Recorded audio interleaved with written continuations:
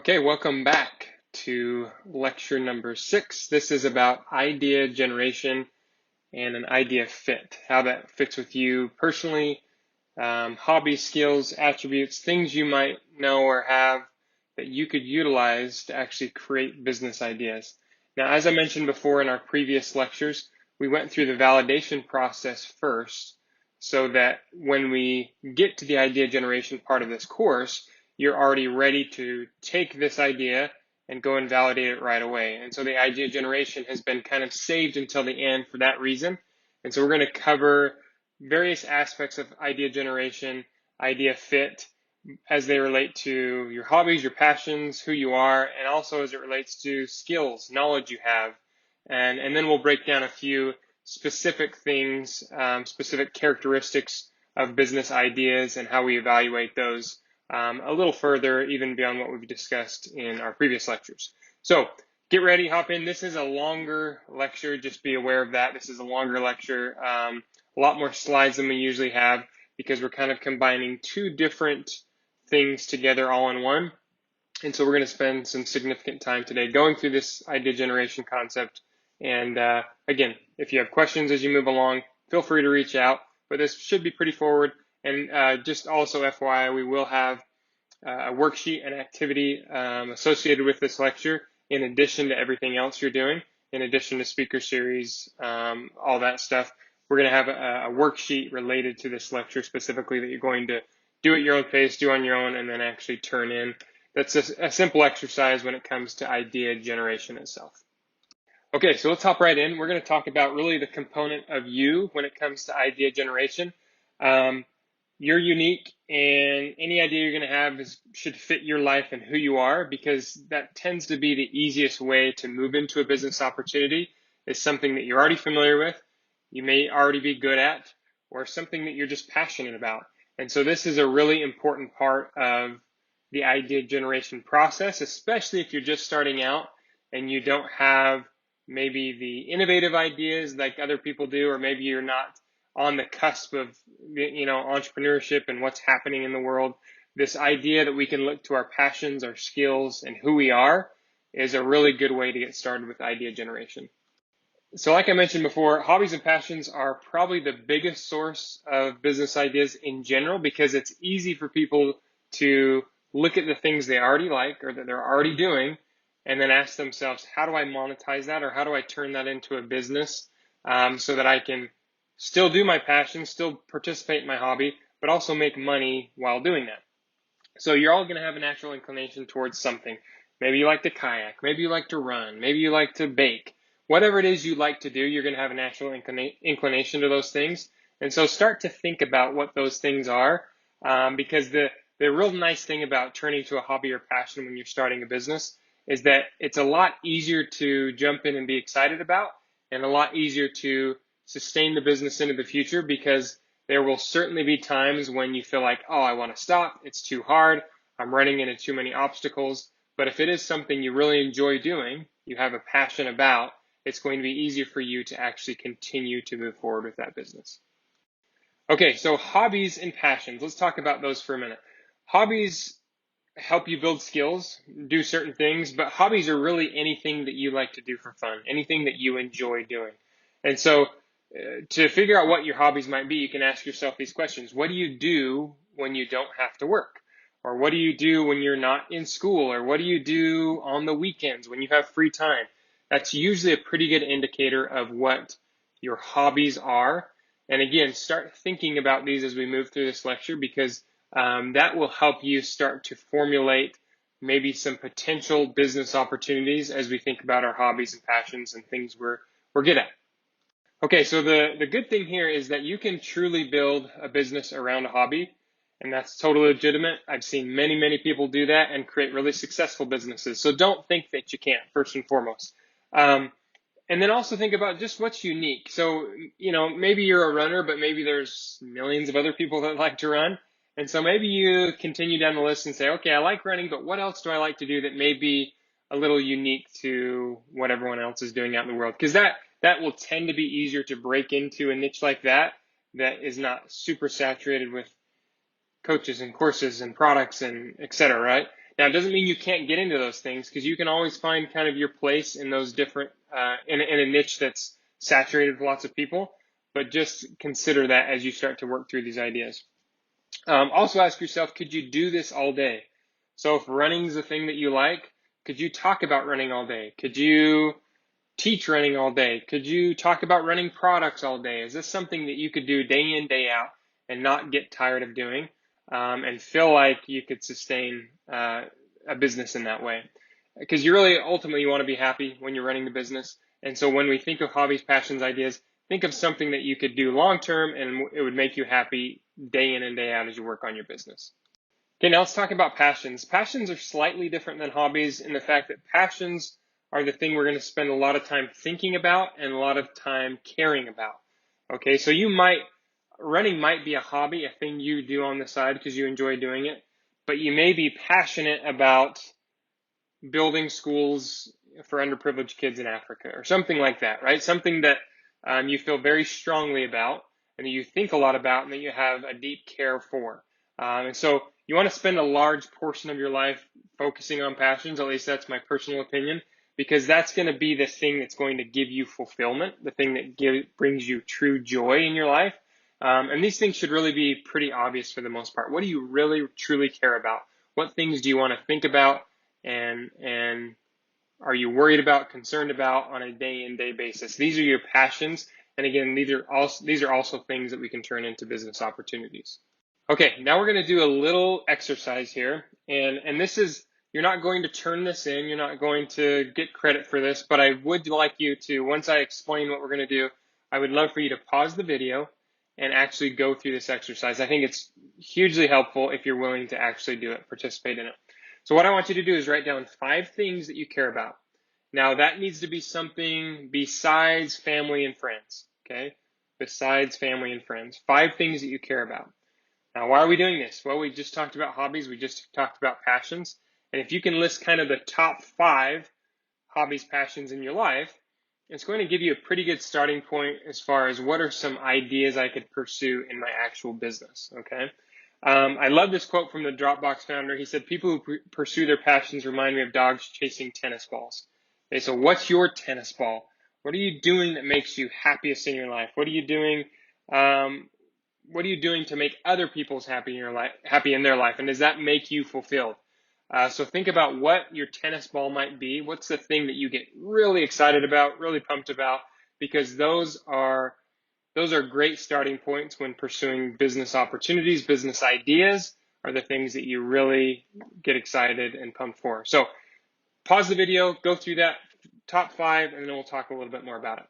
Okay, so at this point, you should have made your top 5 lists. And again, keep that somewhere safe. You could do it on your phone. You could do it on a piece of paper. But I think this is a really good way to just get your feet wet in entrepreneurship and start to think about what things could I do? What things could I pursue to actually create a venture, create a business? And those hobbies and passions are going to be a great start. Some people talk about skills and experience and how that's a good way to also utilize or recognize business opportunities. And I think it is. Some people say skills and experience are more important than even passion. Now, that's debatable depending on what school of thought you're in, but it really is important to know what skills and experience you have because, again, those are easy things that you can share with people and monetize in some way, shape, or form. Ben Horowitz, who's a pretty popular entrepreneur and amongst many other things that he does, he says, don't follow your passions, do what you're good at, okay? Because you might be really passionate about building schools in Africa, but maybe you're really, really good at running, right? Maybe running is something you're really, really good at, and it's a hobby. And so maybe there can be some overlap there, and the skill or the experience you've had in the running niche can be the thing that you can share and teach other people, right? Because in some cases, passions can only get you so far. Now, again, I'm not saying they're not going to work, but when you have skills and experiences that you can lean on and share with people, it becomes easier to try and monetize that, turn it into a business opportunity.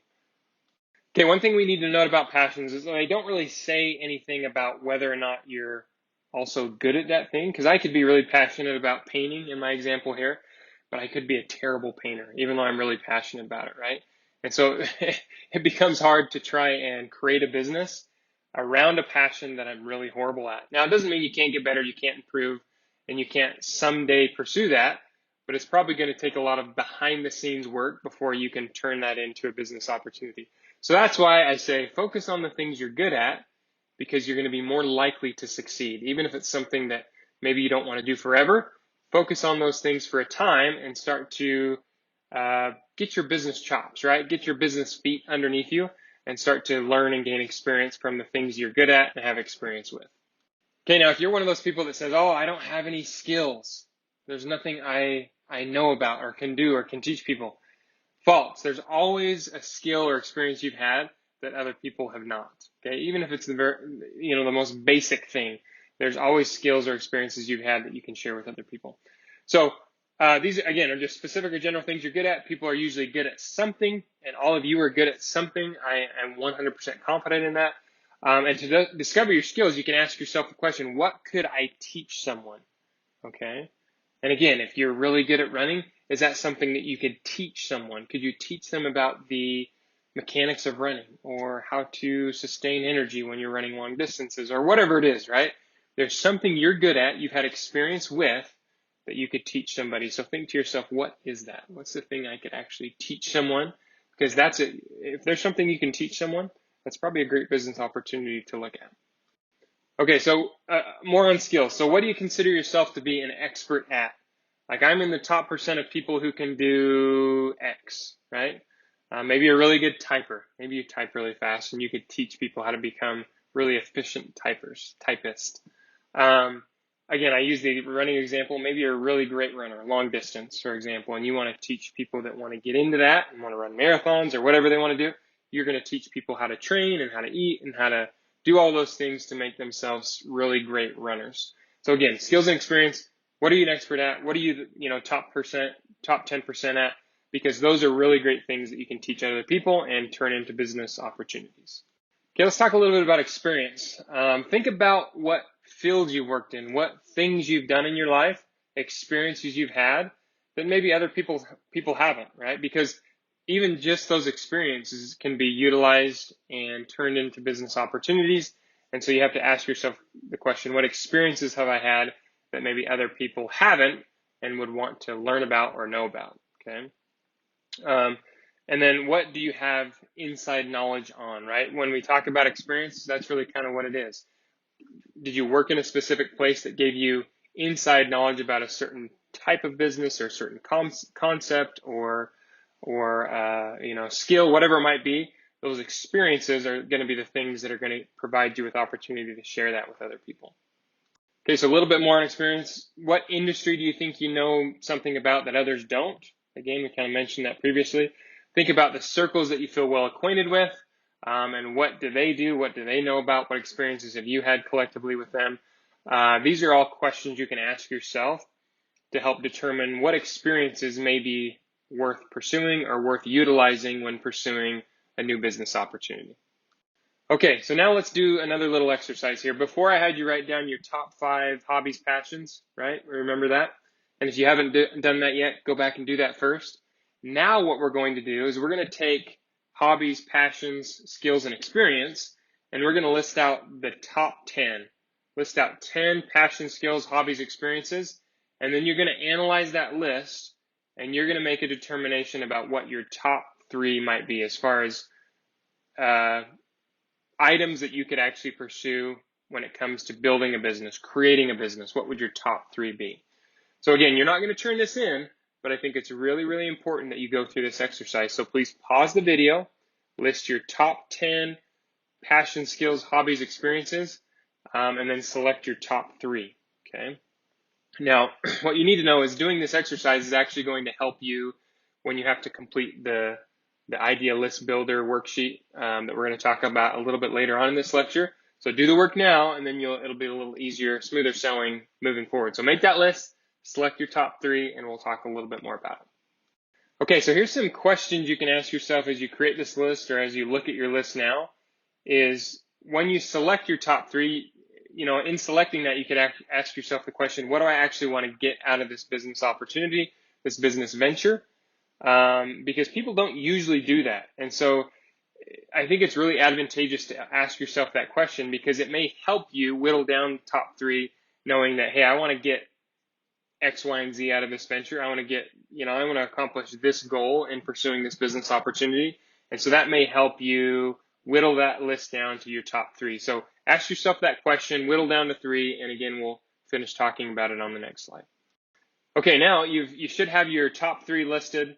And then what we're going to do now is we're actually going to go through some questions we can ask ourselves as it relates to the goals we have for our business. Because asking these questions, kind of like I mentioned in our previous slide, are going to help you decide on, pick the opportunity that's going to fit best or work best for whatever goals you have in mind. Okay, so let's talk about listing out our goals as it relates to pursuing a new venture, a new opportunity. Number one, how big do you want your next business to actually be? How happy would you be with half of what you thought about? Because again, if you want your business to be big, massive, like startup founder type business, then you've got to approach it in a a lot different way than you would, something that you want to be a side business, for example. Okay.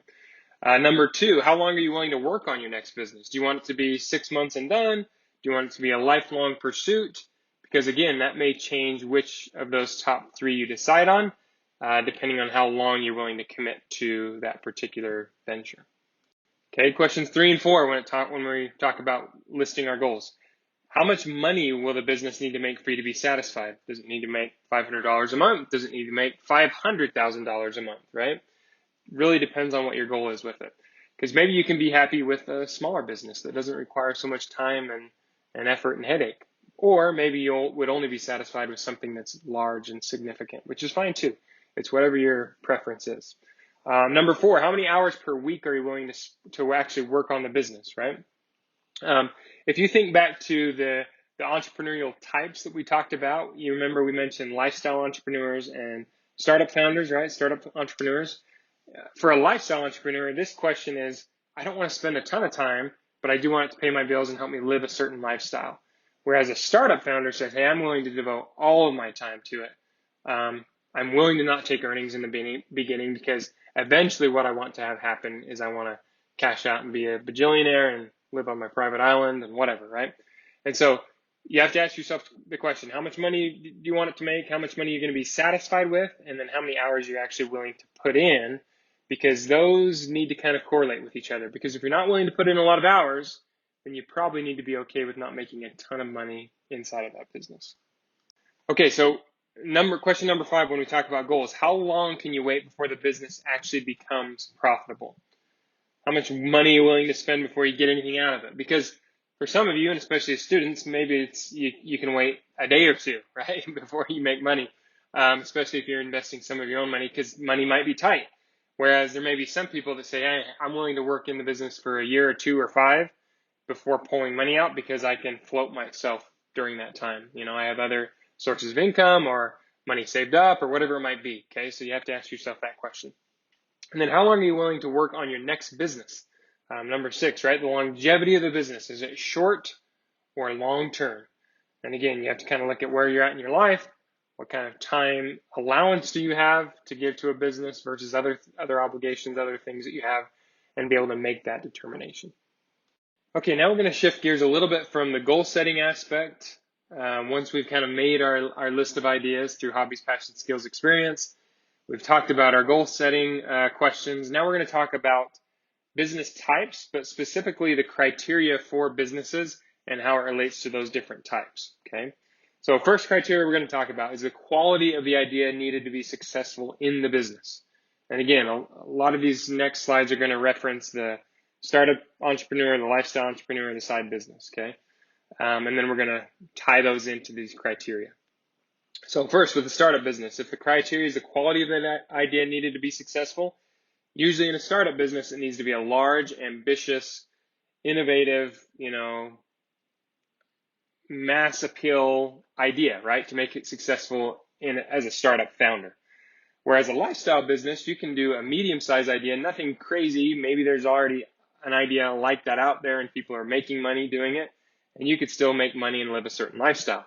And then finally, a side business, you could just use a template. Minimum innovation, doesn't need to be anything crazy. You could just recreate something that people are doing and use your extra time to make a little extra money, okay? So that's that first criteria is the quality of the idea. It's going to change depending on what your goal is with your business. Startup, lifestyle, side. So make sure you ask yourself those questions. Okay, now let's talk about criteria number 2, the sensitivity to competition. Now again, as we start to go through these, you'll start to see a pattern with the startup, the lifestyle, and the side business. And that's intentional because that may help you understand, are my ideas that I've listed, do they really fit in to this lifestyle idea, to a side business idea, or is it kind of startup, big ambitious idea? So we want to go through the criteria for all these. So sensitivity to competition. Obviously, a startup business is going to be very, very sensitive to competition. Very cutthroat, very demanding, and if you don't have something innovative and on the cusp of, newness and mass appeal, it's going to be hard to be successful, okay? Whereas a side business, it's not going to be sensitive really at all to competition because usually it's something you can just recreate people are doing, and it's just you spending a little extra time grabbing, the stray people or consumers that don't have that service fulfilled yet and utilizing that side business that way, okay? And then in the lifestyle business, obviously medium sensitivity. You can usually get in a space that's somewhat competitive and be okay because you're not trying to pursue big, huge, ambitious goals or create big, huge, ambitious businesses. And so that medium sensitivity to competition is okay for a lifestyle entrepreneur. Okay, now criteria number 3 is time commitment. Now, again, you're going to see an easy trend. You're probably going to be able to answer this before I even go through it, which is good. That's great. Startup business, do you think the time commitment is high or low? Very, very high, right? I mean, you're like dropping everything. You're dropping any other job or career or school or whatever, and you're committing all of your time to the startup business because you feel like you believe that the commitment you give now is going to reward you greatly in the future, okay? Lifestyle business, medium time commitment. It can be sometimes between full and part-time depending on what kind of lifestyle business you've chosen, what kind of opportunity you're pursuing. And then obviously a side business, very low time commitment. It's like, hey, if I've got an extra hour or two during the week, I'll pursue this side business to make a little extra income, okay? So that's the criteria of time commitment. Again, high, medium, low. You're going to see that trend as we move through these slides. Okay, the risk of failure versus profit, criteria number 4. And this is a really interesting one because I think this is a good question to ask yourself no matter what idea you're going to pursue is what risk of failure are you willing to commit to versus the amount of profit the business idea could potentially provide you, right? In a startup business, obviously this is very high risk of failure, but also very high potential for profit and income, okay? Side business, very low risk, but the profit income potential is very low typically as well. And then a lifestyle business right in the middle, right? So you're seeing this trend, high, medium, and low in almost all of the criteria we talk about. And so again, as you look at your list and you think about your hobbies, passions, skills, experience, where does it fit? Your top 3, where does it fit as we evaluate these criteria? Does it fit in startup, side, or lifestyle? Okay, because that's going to help you know what to pursue. Okay, now I'm just going to review these types of businesses, which we've discussed in previous lectures, just so we can talk a little bit more about them and help determine, again, of our idea list we've created, where they might fit as far as these types of businesses. Lifestyle business, like we talked about before, is designed to create enough money for you to uphold a certain lifestyle. So I'm not worried about becoming a bajillionaire, but I am worried about making X amount of money so I can live this certain lifestyle that I want to live, right? And whatever your ideal lifestyle is determines kind of how big or small that business needs to be. Because if I want to live a really lavish lifestyle, then maybe I've got to commit more time, effort, and money to building a business that's going to provide me significant income, and vice versa. Okay, so that's the lifestyle business, and we'll talk a little bit more about that in the next slide. Okay, the nice thing about lifestyle entrepreneurs, lifestyle businesses, like we talked about before with Tim Ferriss, he talked about it in 4-Hour Workweek. And what he says in that book is that lifestyle businesses are really designed to meet only your financial needs. And what he means by that is you create a lifestyle business so that the money you make allows you to not worry about economic duress. It allows you not to worry about like day-to-day finances. Can I pay my bills? Can I survive? Can I feed myself, my family, etc.? So it kind of takes away some of that more natural human worry so that you can focus on other things that are important to you or other things that you're passionate about. And so this lifestyle business is a good way to kind of take care of those basic needs that we have as human beings so that we don't have the economic duress, so we don't make decisions because of economic needs, okay? So that's what's really appealing about the lifestyle entrepreneur business is that it's going to hopefully take away some of that economic duress and making poor decisions because of that duress so you can focus on more important things. Okay, and then the startup business, and again, I showed you this quote before from Paul Graham, the founder of Y Combinator, which is a big entrepreneur startup business hub where they help startups build and grow. He says a founder is really a startup business is any business that's designed to grow rapidly, right? And this is why we're committing all of our time, our energy, our money, our focus on it.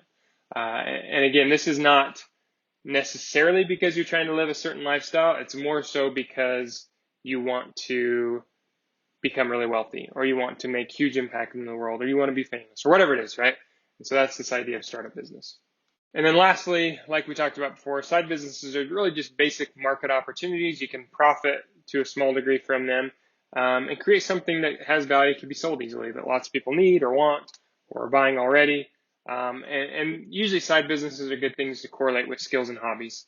Maybe you have a skill that you can cut lawns really well, right? And so you run a little side business 5-10 hours a week trying to cut lawns and make some extra income that way.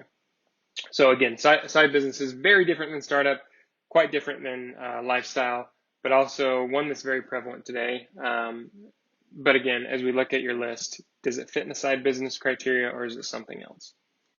Okay, now let's talk a little bit about how good the idea actually has to be to work, right? Good is very much a relative term, and it really depends on what it's suited for.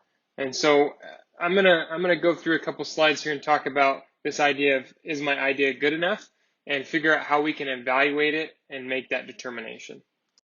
So first thing you need to know is that if you think you don't know enough to come up with a good idea, just know it's hard for anybody. And it's really just like exercising a muscle, coming up with good ideas, quote unquote, really takes a lot of practice, a lot of time, a lot of attention to become efficient at that. And that's okay. And so be okay with the idea that not all ideas are going to be perfect or great, but as you continue to exercise that muscle, you'll figure out the ideas that are best moving forward. Few things you can do. Look at your goal sheet, right? We asked a bunch of questions as it related to goal setting. That's going to help you determine whether or not the idea is good or will be good. And then ask yourself, do you need a world-changing idea for you to be happy? Because if you don't, then there may be a really small, what seems to be insignificant idea that may satisfy all of your needs or all of your desires with a new business or a new opportunity. You usually don't need a big life-changing idea. World-changing idea, because those come around not very often. They're few and far between, right? And so be okay with coming up with ideas that are going to help you gain experience and learn and figure out what things are going to be good in the future when you continue to pursue opportunities. So in my opinion, I think almost all ideas are worth considering. There may be some that are illegal or morally or ethically wrong or inappropriate. Yeah, don't pursue those, sure. But I would say all other ideas, for the most part, are worth considering because you never know what's going to catch on and what's not, or what's going to make you happy or feel satisfied with the work you're doing. So try to focus on the ideas that match your experience, match your skills, those sorts of things, right? I use the example of lifestyle and side business here in the slide. You can see in lifestyle, you could focus on skills and meeting an unmet need. Whereas in a side business, you could look for something you can do that people are just going to buy. Maybe you don't even have experience or skills necessarily related to the side business, but it'd be easy for you to acquire those and you see an opportunity to sell that to people, right? And so that's a little bit of a differential as we talk about what ideas are worth considering and can they match experience or do they have to, etc. Okay, let's talk about this idea of the eureka myth, okay? The myth is that all people have these brilliant, wonderful ideas just pop into their head, right? One magic moment. Boom. Oh, I've figured out the cure for whatever, right? It pops into your brain. That's almost never, ever, ever the case. Okay, it's just a really good story that people like to tell in movies or shows or whatever because it seems cool, right? It seems, wow, this brilliant person just had the solution popping in their brain, right? You can't wait for this idea that the perfect idea, you can't wait for this concept that the idea is going to pop in your mind, it's going to be perfect, and when you actually go out and carry the idea out, it's going to work perfect. That's just not going to happen. You have to be involved in the process of thinking, trying, failing lots of times, and then continuing to innovate, pivot, and change, because that's how you let the idea evolve into a perfect or a great idea. It doesn't come that way in the beginning. So don't be fooled by this eureka myth, and we're going to talk a little bit more about it in the next slide. So one thing to note here with the eureka myth: most ideas that ended up changing the world or being significant to humankind is that they started very differently than they ended. Okay, so they may have come up with an idea thinking, "Hey, it's going to do this," but over time it evolved, changed until it became what it was. Right, when it was really making change, really affecting people and doing good. Right.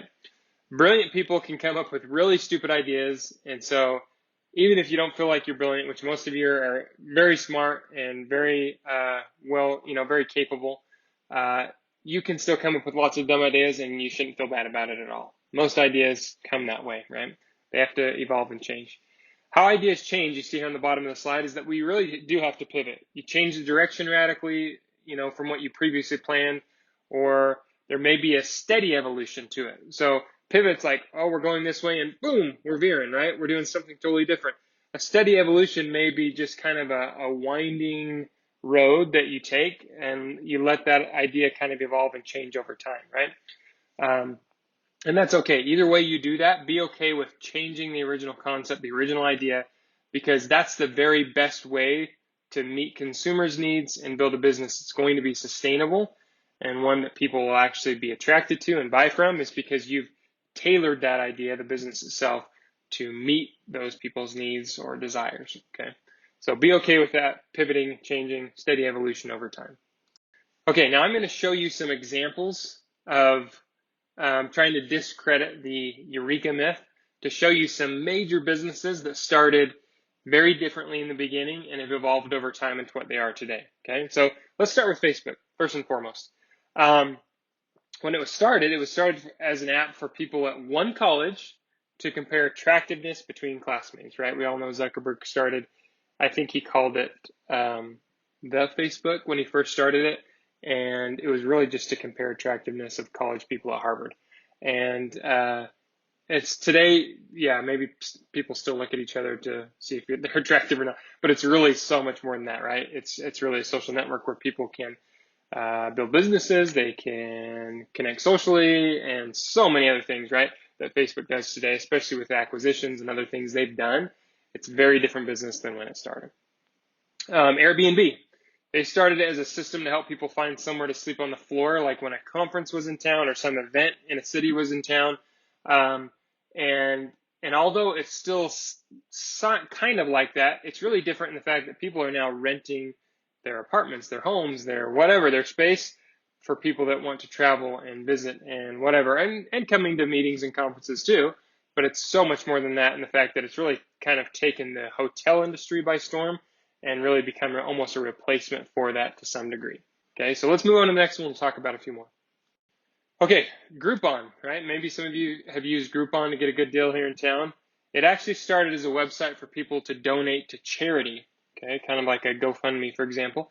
And it evolved into this idea of providing deals for locals, right, where they can come on there and find a deal for a massage or a haircut or whatever and be able to utilize it that way. PayPal actually started as a cryptocurrency.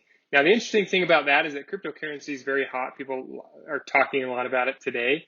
But years and years ago, when it first started and PayPal said, hey, we're going to be a cryptocurrency, I don't think the world was in a place to accept that kind of concept or idea. And so it was kind of pushed aside. And so PayPal became something different, more of a payment processing service. And now they actually are starting to delve into some crypto. PayPal is now, ironically enough, come full circle. So you just never know where the idea is going to go. So be okay with pivoting and changing, evolving, because it probably means you're satisfying consumers' needs in a better way. Okay, a few more of these. Pinterest, any of you Pinterest lovers out there, is actually an app, excuse me, an app for marking things you were interested in, and then it would tell you whether or not they're on sale at some point in time, right? Which it's really not that at all anymore. But again, you just never know from where you start to where you're going to go.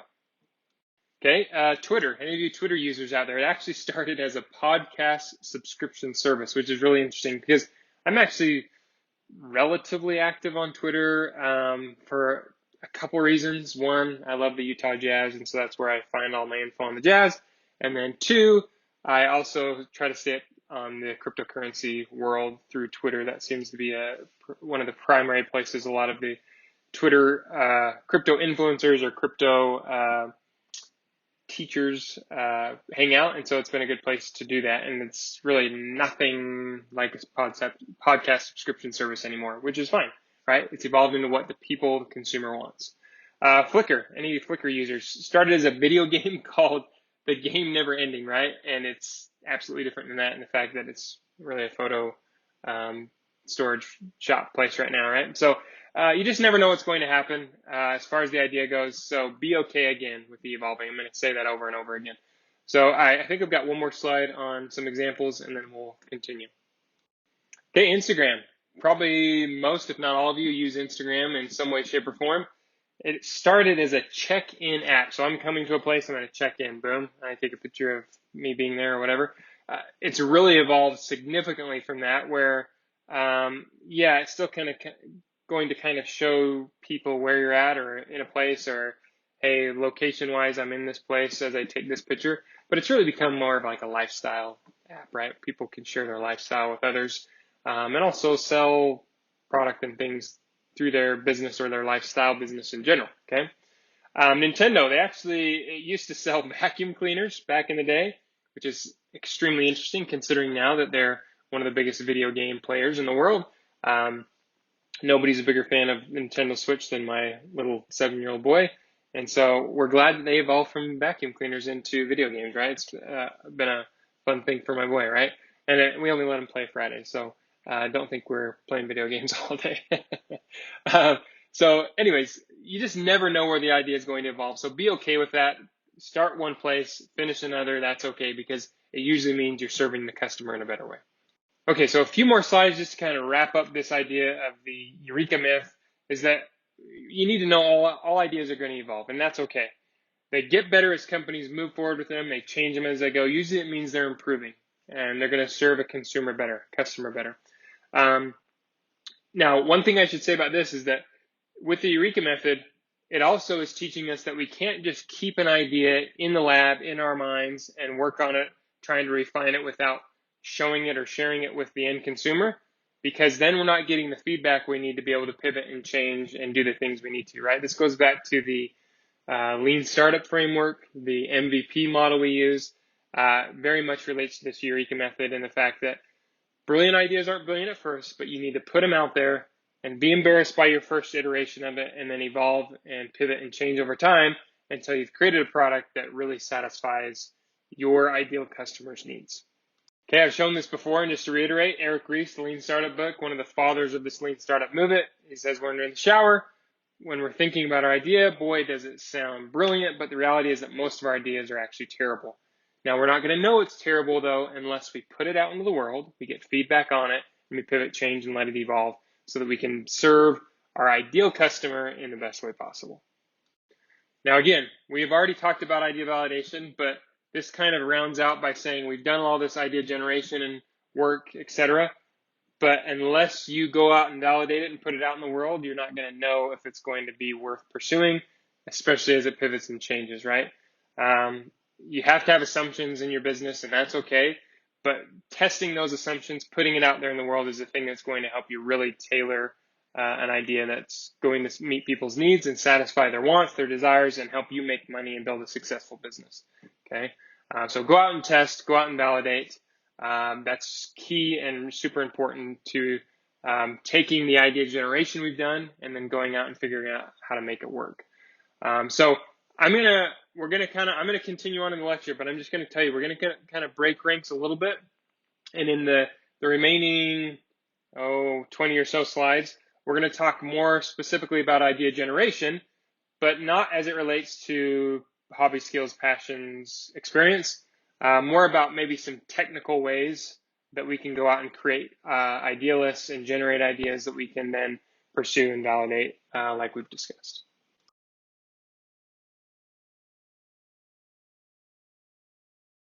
Okay, let's talk about just kind of the nitty-gritty of idea generation. Like, what are some just very basic things we can do beyond hobby, skills, passions, experience, etc. that we've talked about before? What are some really basic things we can do to just generate some ideas, right?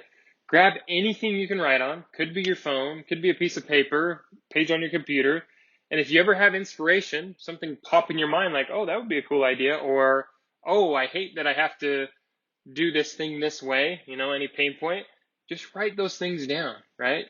Write them down so that when you come back to them or when you want to pursue an opportunity, you haven't forgotten, right? And if you're anything like me, if I ever try to think to myself that, oh, I'll remember that, I'm not worried about forgetting that, I almost 99% of the time forget what it is I was thinking of, okay? So there's power in writing it down, putting it down on your phone, something like that, and then keeping a running list of ideas, because again, that's just like you exercising your muscle, right? Exercising the idea generation muscle, but then also writing it down so that at a later time you can come back and review. Because what you'll find is that when you come back and review, your mind has thought about, evaluated some of those things, and you realize that, 75% of these are really bad. But the 25% that are still here, they actually got some potential, some promise, and I'll pursue those. Okay, so writing it down is absolutely key to making ideas work in the future. Okay, now let's talk about this idea list builder, okay? Because this is going to be a worksheet you actually turn in, okay? And so I'm going to provide you with a link to the worksheet itself, and then I want you to go through and actually fill out the entire worksheet and then turn it in Canvas, and you'll get credit for this idea list builder, okay? And what you're going to do is you're going to write down your ideas when they come to you. Like I mentioned to you before, you're going to keep track of them. And maybe you can even use the list that we created in the first part of this lecture where we listed hobbies, passions, skills, experience. You could use some of those as well, right? But what we're going to do is we're going to put those ideas inside of this list builder worksheet, and you're going to see that there's a way we make an evaluation of each one of those ideas to help us determine whether or not they are worth pursuing or which one we think is best to pursue. Okay? Now, in this idea list builder worksheet, you're going to see an equation, and we're going to talk about this equation right now. The equation of a complete idea, as we call it, is the subject plus the problem or benefit it provides or solves plus the business model. Okay, so the subject plus the problem or benefit plus the business model. Okay, that's going to equal your complete idea. All right, so keep that in your mind. We're going to move on to the next slide and talk a little bit more about it. Okay, you'll see in the Idea List Builder worksheet that each page is devoted to one specific idea, okay? And as you go through each one of those pages, you'll see kind of the evaluation that you make, but some questions you can think to yourself or ask yourself is, with this particular idea on this worksheet, who's giving me the money? What problem are you solving? What business model do you think you'll use? And then at the end of the page, you answer the basic questions and then determine your enthusiasm related to that idea once you've kind of evaluated the idea itself. So really the exercise is we put the idea through kind of this evaluation process on each worksheet, and then at the end of it, once we've evaluated, we ask ourselves the question, how enthusiastic am I now about the idea, knowing the evaluation that just took place? Because again, this will help you be better educated, better informed about the decisions, about the ideas you continue to actually pursue once they've gone through this evaluation process. Okay, now one thing to note here is that a full business idea, a full quote unquote, has all three of those components that we talked about previously. Now, does that mean when you start, they're going to have all three of those perfectly and they're going to be perfectly formulated? No. In fact, if any of your ideas are perfectly formulated from the beginning, they're probably stolen from somebody, right? Usually, when we come up with an idea, there's a lot of cleaning up, a lot of changing, evolving, and pivoting that has to happen before the idea can become complete and have all those three components and work perfectly moving forward. So be okay with the evolution. It's usually going to start incomplete, and that's okay. Be okay with that as you work through the worksheet as you evaluate your ideas, knowing that not any of them are going to be completely perfect. Okay, so let's pull up the idea equation one more time. Again, it's going to be the subject plus the problem or benefit plus the business model. Okay, and in the next several slides, we're going to break down each component of that equation so that you understand what the subject means, what the problem or benefit means, and what the business model means, so that when you go through the worksheet, you'll be able to easily answer those things and see whether the idea fits all of these components of the complete idea equation. Okay, the first one is the subject. And when I say subject, you ask yourself the question, who is actually benefiting from this idea? Okay, it could be a group of people, it could be other businesses, but you always want to pick a specific group. Okay, so if I'm selling a course on running long distances, what group am I benefiting? Who's the idea going to benefit? Is it, teenagers on a track team? Is it, parents in their 30s or 40s wanting to get active again? What does the group look like, and who are you trying to serve specifically? Because that's really, really important. And we've kind of talked about this in previous lectures as far as that customer segmentation. Who do we think the idea is going to serve best? And you can go through that same exercise, the customer segmentation exercise we did previously, and figure out who are we going to serve? Who's the subject of this idea? And why do we think it's going to be that group of people or those kinds of businesses? Okay, now let's talk about the problem benefit portion of the equation, because problem benefit, this is really two different approaches to a business, okay? If we were doing a problem-based idea, it means we've identified some kind of pain point, something that people are struggling with, and then we've created some sort of solution to fix that problem, okay? Like, hey, I can't reach all the way on my back and itch my back where I want to. What's the problem or solution we come up with? A handheld scratcher, right? That we can reach back and scratch our back with. We figured out the pain point, we created a solution, and that's this problem portion or problem version of the idea equation, where we're solving a problem by coming up with a solution for a specific pain point, okay? Now, how's that different than benefit? Benefit is you find some value that you can add that people can pay to enjoy. Does it mean there was necessarily a pain point or something they were struggling with? No, right? Not usually with a benefit. It's usually something they're just electively saying, hey, I like that benefit, I like that thing, and I want to pay for it, okay? And this might be something like, I don't know, maybe a massage chair. Now, a massage chair, you could argue that it's solving a problem, right? You've got pain in your back, your arms, your leg, but maybe people just want to do it because it feels good, right? It relaxes them or whatever, okay? And so think of the benefit portion of the idea equation as really something that you're just providing people that they're willing to electively pay for, even though they don't need it in terms of it solving a pain point or problem they're struggling with, okay? So that's the difference between problem and benefit, okay? So if you've got questions about that, let me know. All right, and finally, the business model is really just the way that you're going to go about addressing the problem and getting the solution to the customer. And I think it's important to understand and remember that you can always have more than one business model that you're willing to try when pursuing a particular idea. In fact, I think a lot of times people may have pretty good ideas, but they approach it with the wrong kind of business model, which doesn't allow the business to thrive and succeed. Okay, so be okay switching, changing those out, and trying all different kinds of models so you can figure out what works best for your particular idea. Okay, now we're gonna shift gears just a little bit and talk about areas we can actually isolate or target when it comes to the ideas that we have and what they're directed at improving or providing for people. There's 4 categories we can look at. And as we create ideas, and we build the ideas, we generate the ideas, this will be helpful for you in actually generating ideas, because you'll be able to see these categories and ways that maybe you can even take existing ideas and improve on them by isolating and targeting these areas that can improve businesses overall or ideas overall. Okay, so we're going to start to go through that list, these 4 here, and we're just going to discuss them and how they relate to this idea generation and how it's going to help us be more effective as we generate ideas. Okay, so first one is the product or service, the actual thing that we're selling to the customer. It can be a physical item or a service. And you could look at physical items or services already out there existing in the world today and think to yourself, hey, this falls short in these ways, right? And you can improve on an existing product or service, and you could generate or create ideas that way by saying, hey, there's already something out there that provides some sort of solution for the thing that I'm struggling with, but I think I could actually make that a lot better.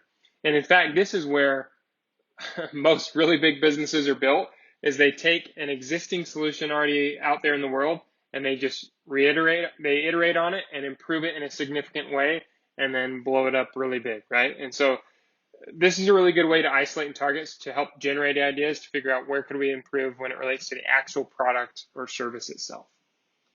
Okay, let's talk about procurement now. So this is really, where did your product or service ultimately come from? How did you obtain the items that went into the product? Where did the people who deliver the services come from, etc.? So how are they procuring what it is they're selling? And again, this is a really great way, a great place to innovate, okay? Because if you can get your product or your service, or, product, for example, if you can get your product directly from the source in raw material or directly from manufacturer or whatever it is, there may be ways for you to cut costs or improve the durability of the product or a variety of other things, right? And so this idea that we can innovate inside of the space of procurement is also another great way to generate ideas, because we say, oh, let's look at, like Warby Parker is a great example. Warby Parker is an eyeglass company. They do frames and eyeglasses.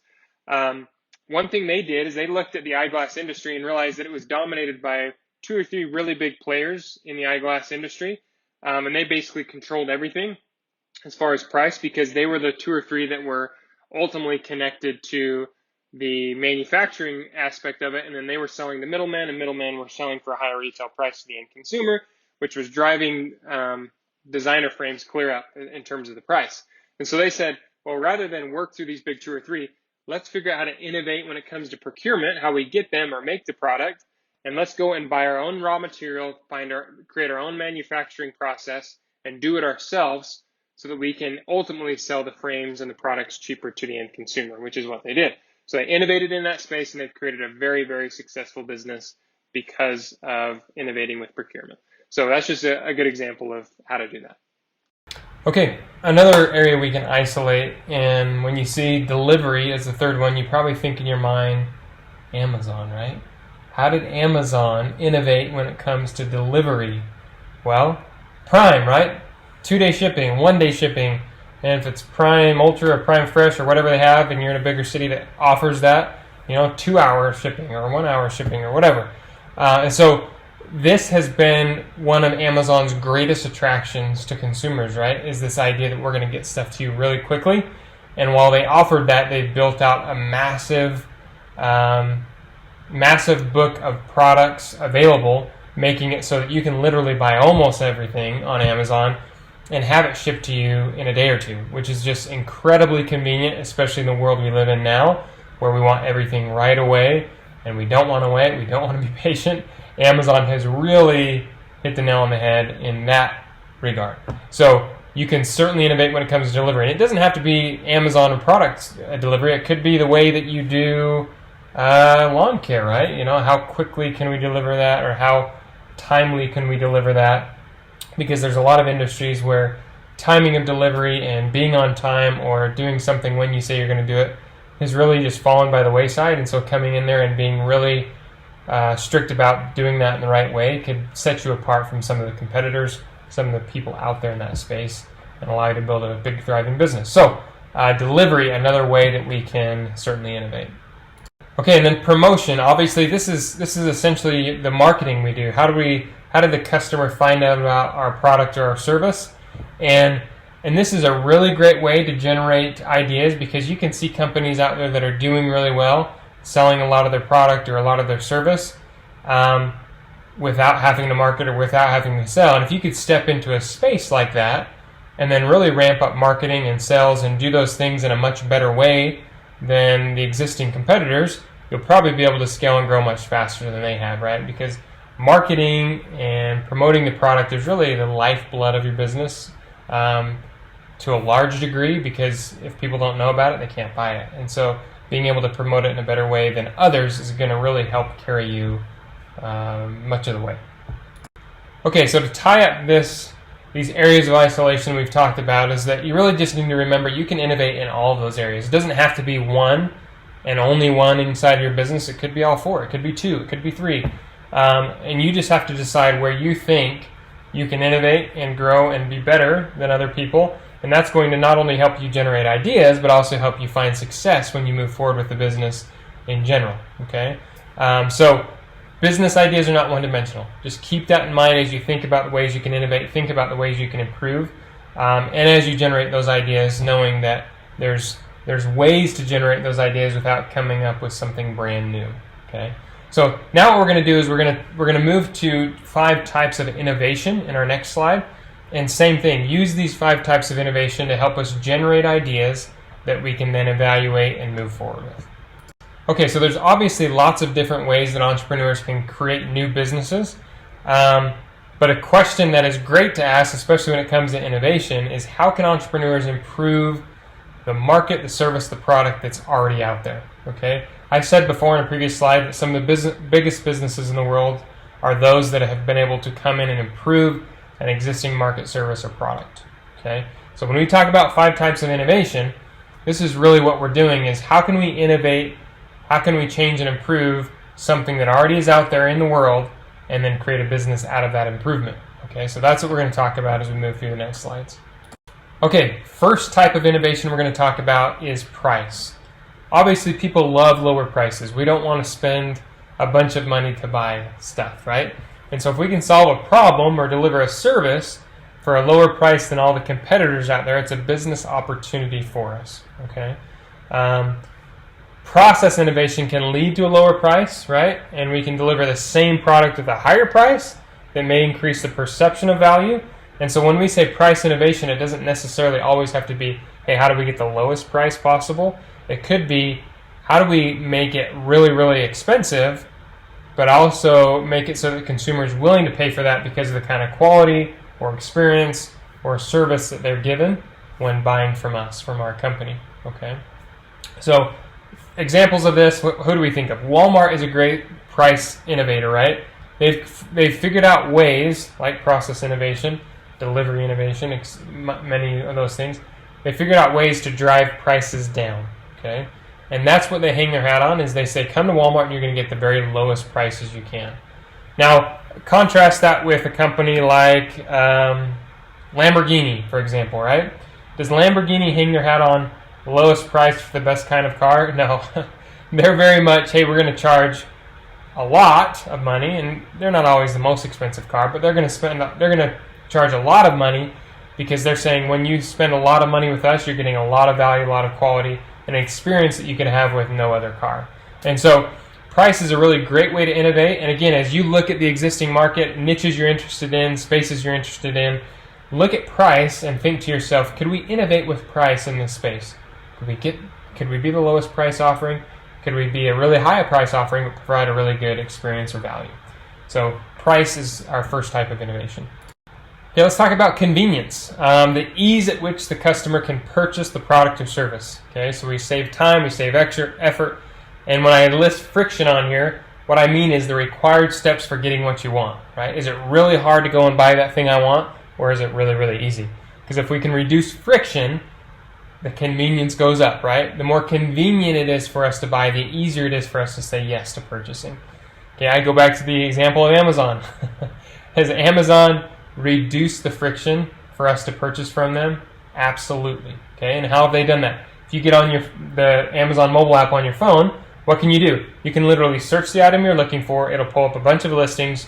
You pick the one you want, and you don't even have to hit add to cart anymore. You can just hit buy now, and then what does it do? A little box pops up and says, all right, slide your finger over and we'll complete your purchase.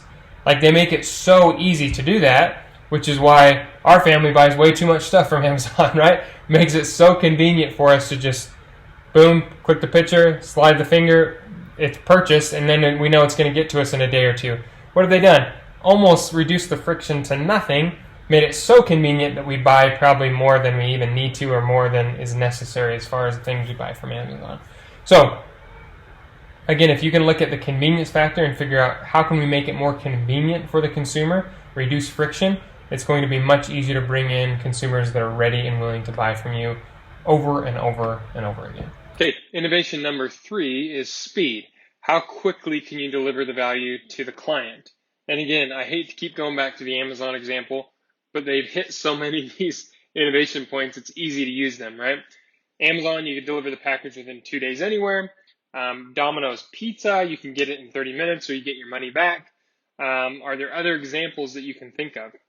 There's lots of ways that people have innovated with speed. Excuse me, and when I say speed, it doesn't necessarily have to be just delivery. It could be other things, right? How quickly, like I think of Jimmy John's sub sandwiches, right? Where they say sub so fast you'll freak.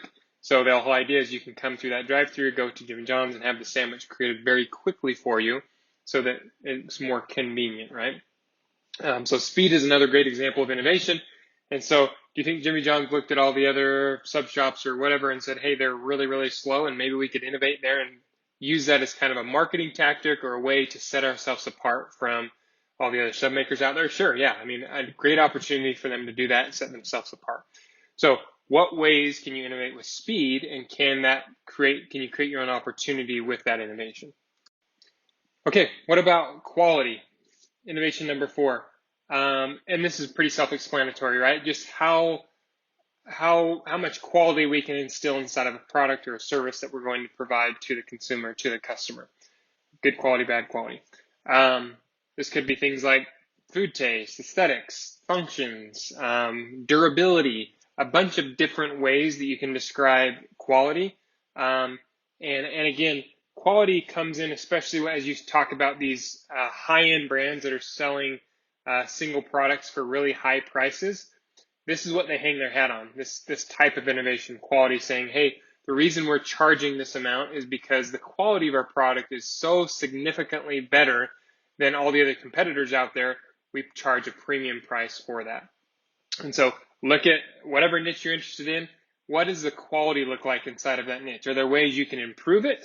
The ways you can make it more durable, easier for consumers to use, etc., because that quality will drive a lot of loyal customers to you if it can sustain quality over time. The other thing to note with quality is that you can apply quality to other aspects of innovation that we've talked about, like procurement, like product. In delivery and promotion, it might be a little more confusing, but you could still apply quality in almost every other aspect of innovation that we've talked about so far, because really what it comes down to is, can we make our products more higher quality? Can we make the procurement higher quality so that it's easier for the consumer, more convenient for the consumer? Again, this idea of reducing friction to create greater convenience, to make it easier for the consumer to purchase from us. So again, just a side note on quality, it doesn't have to be just quality in and of itself. You could apply it to all these different facets of innovation. Okay, and then what about self-expression? What is self-expression? What do we mean when we say self-expression when it comes to being innovative? Customers are going to get self-expressive benefits from using certain kinds of products. I think GoPro is a good example because GoPro's whole marketing strategy is about self-expression, that when you use GoPro cameras, you can go out and ski and bike and do whatever you do and express yourself in a real way by being able to document that through film, through the GoPro cameras. It makes it easy and convenient for you to do that. I think Red Bull is another company that tries to kind of drive this home, is that you're being self-expressive by the things you're passionate about, the things you do, and let Red Bull give you those wings to be self-expressive, right? And so, in reality, the product like a GoPro isn't always the most high quality product, and it may be more expensive even though it's less quality. But this idea that they've created self-expression and almost a community around the product and around who they are and what they do has helped them sell and grow and be a successful company. So self-expression innovation is important too, because if you get into a space and say, hey, there's not a sense of community or a sense of belonging in this space, so maybe we could create a product that would allow people to attach in that way and feel like they're part of something bigger than just themselves, or feel like they're in a place where they can self-express and be who they are. That may be an opportunity as far as innovation goes. Another good example of self-expression is Apple, because whether you like Apple products or not, or you use them or not, really Apple, although they sell really convenient, nice quality products, they're almost selling a lifestyle more than they are a product, because depending on who you are, some people say, well, the Apple products aren't as good as some other ones, right? Of course they are, in my opinion. I'm a big Apple user, and so I'm pretty faithful to them, but they are kind of selling a lifestyle more than they are saying, hey, this outperforms in this way, this way, this way, right? You can tell that by the way they do their commercials, the way they announce new products. It's not so much that they're saying, hey, these features are better, but that, hey, come and be a part of who Apple is and what we are, and you'll have a better experience because of it. Other examples could be things like fashion, right? We can self-express through fashion, and that changes all the time. And so if you could be innovative in that space, that's another great opportunity when it comes to innovating with this idea of self-expression.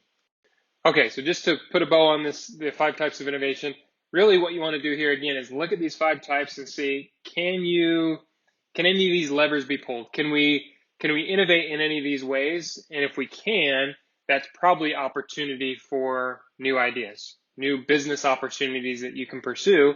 And it's just comes down to simply evaluating those and relate it to a specific niche when you evaluate those. So if I took these 5 types of innovation and I said, hey, I'm going to look at these 5 types of innovation, and I'm going to look at them inside of the home lawn care industry.